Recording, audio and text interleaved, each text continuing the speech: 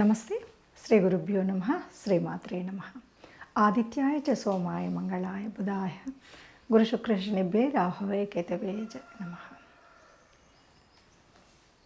మనందరం కూడా జన్మతః ఏదో ఒక రాశిలో అందరూ జన్మించుంటారు. మనకు భచక్రంలో ఉన్నటువంటి 12 రాశులలో మనది ఏదో ఒక రాశి ఉంటుంది.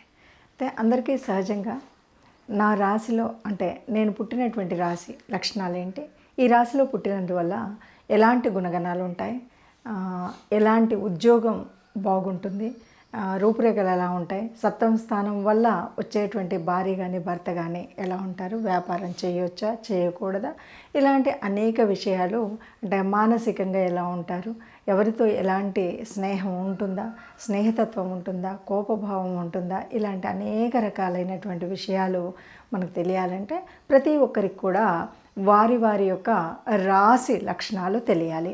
అలా రాశి లక్షణాలు తెలిసినప్పుడు వారి యొక్క సహజమైనటువంటి గుణం అంటే ఆ రాశిలో పుట్టినందువల్ల ఏ గుణం ఉంటుంది, మరి ఆ రాశి స్థిర రాశి, చరరాశ, ద్విస్వభావ రాశ, వాయుతత్వమా, జలతత్వమా, భూతత్వమా, ఇలా అనేక విషయాలు తెలియడం వల్ల మన యొక్క మానసిక స్థితి తెలియడమే కాదు, మనం ఎంచుకోవాల్సినటువంటి ఉద్యోగం కానీ వ్యాపారాదులు కానీ ఇవన్నీ కూడా మనం సరి అయిన పద్ధతిలో చేసుకోవడానికి అవకాశం ఉంటుంది.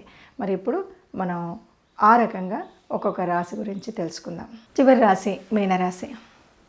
ఇది భచక్రంలో 12వ రాశి. రాశ్యాధిపతి గురువు.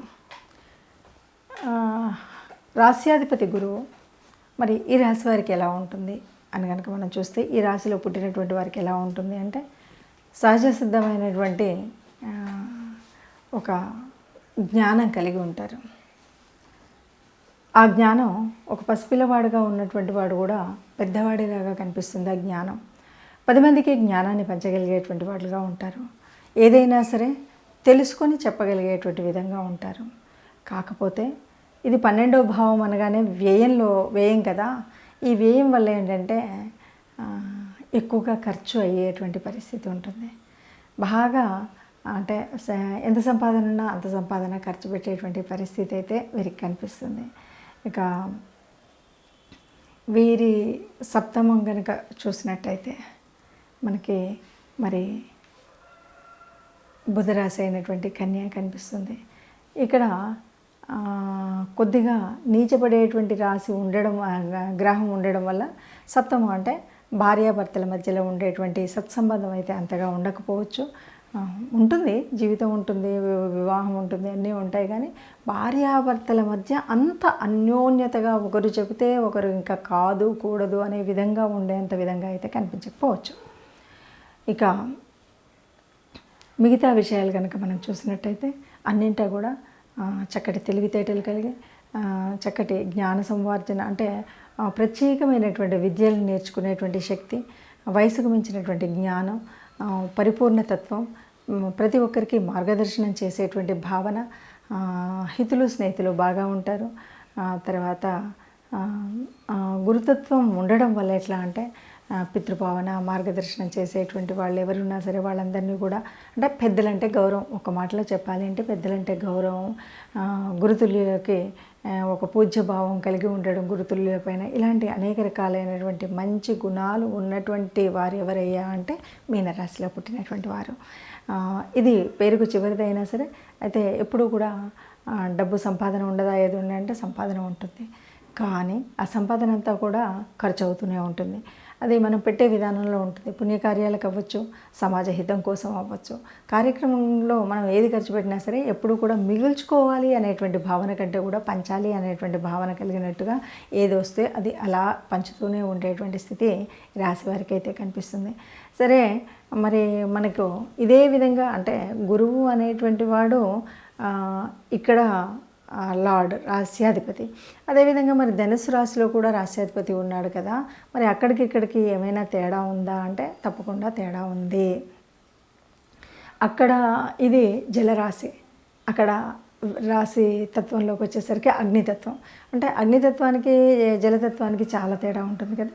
అలాగా ఇక్కడ చల్లనైనటువంటి పరిస్థితిని ఆకర్షణీయంగా చూసుకోవడం అంటే ఒక మంచి క్లైమేట్ ఉంటే ఇక్కడ చాలా వరకు కొంతమంది మనకు ఆశ్రమాల్లో వాటిలో ఉంటూ కొంత జనరంజకంగా ఉంటూనే ఆశ్రమాల్లో జీవనం సాగించేటువంటి వాళ్ళు మనకు కనిపిస్తూ ఉంటారు.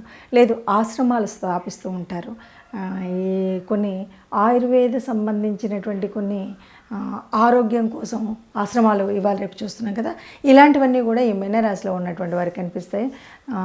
వీరి ఉద్యోగాలు కూడా చాలా వరకు ఈ వాటర్ వర్క్స్లో ఇలాంటి వాటిల్లో, అంటే సముద్రం మీద ప్రయాణం చేసేటువంటి, అంటే షిప్లో పనిచేస్తూ ఉంటారు కదా, అలాంటి వాళ్ళు, వ్యోమగాములుగా ఉండేటువంటి వాళ్ళు, తర్వాత ఈ వాటర్ వర్క్స్ మనకు, అంటే ఈ వాటర్ డిపార్ట్మెంట్ ఏదైతే ఉందో దాంట్లో పనిచేసేటువంటి వాళ్ళు మనకి ఎక్కువగా, అంటే రాణించేటువంటి వాళ్ళు, ఆ ఉద్యోగాలు వీళ్ళకి బాగా రాణిస్తారు. ఏది ఏమైనా సరే ఒక పెద్దరికం కలిగి ఆ జ్ఞాన సముపార్జన చేసి 10 మందికి ఆ జ్ఞానాన్ని పంచి, అలాగే ఆధ్యాత్మిక చింతనతో మిగతా వాటితో పూర్వపుణ్య ఫలాన్ని పెంచుకునే విధంగా ఈ కార్యక్రమాలన్నీ కూడా ఎప్పటి సంపాదన అప్పుడు ఒక మంచి కార్యం కోసం ఖర్చు పెట్టేటువంటి భావన ఉండేటువంటి రాశివారు మరి ఈ మీనరాశివారు. మీనం అంటే మనకు తెలుసు కదా, చేప అంటాం కదా, చేప ఎప్పుడు కూడా కదులుతూ ఉంటుంది, కానీ దృష్టి మాత్రం నిశ్చలంగా ఉంటుంది అంటారు. అట్లాగే వీరి దృష్టి ఏంటంటే ఒక కార్యక్రమం మీద చాలా నిశ్చలంగా ఉంటుంది. వీరు ఎటు నుండి ఎటు కదిలినా, ఎటు నుండి ఉన్నా సరే ఒకరిని చూసారంటే మర్చిపోయే పని లేదు, ఒక కార్యక్రమం విన్నారంటే మర్చిపోయే పని లేదు, ఓ ఓ తీర్థం చూశారంటే ఇంకా జీవితకాలంలో ఆ పుణ్యతీర్థంలో ఏది ఎక్కడ ఉంది ఏదేంటి అనేటువంటిది పూర్తిగా దృష్టి కేంద్రీకరించగలిగేటువంటి శక్తి వీరికి ఉంటుంది ఈ రాశి వారికి. అంటే చాలా నిశ్చలమైనటువంటి సునిశ్చితమైనటువంటి దృష్టి కలిగినటువంటి వారు ఈ రాశివారు అనమాట.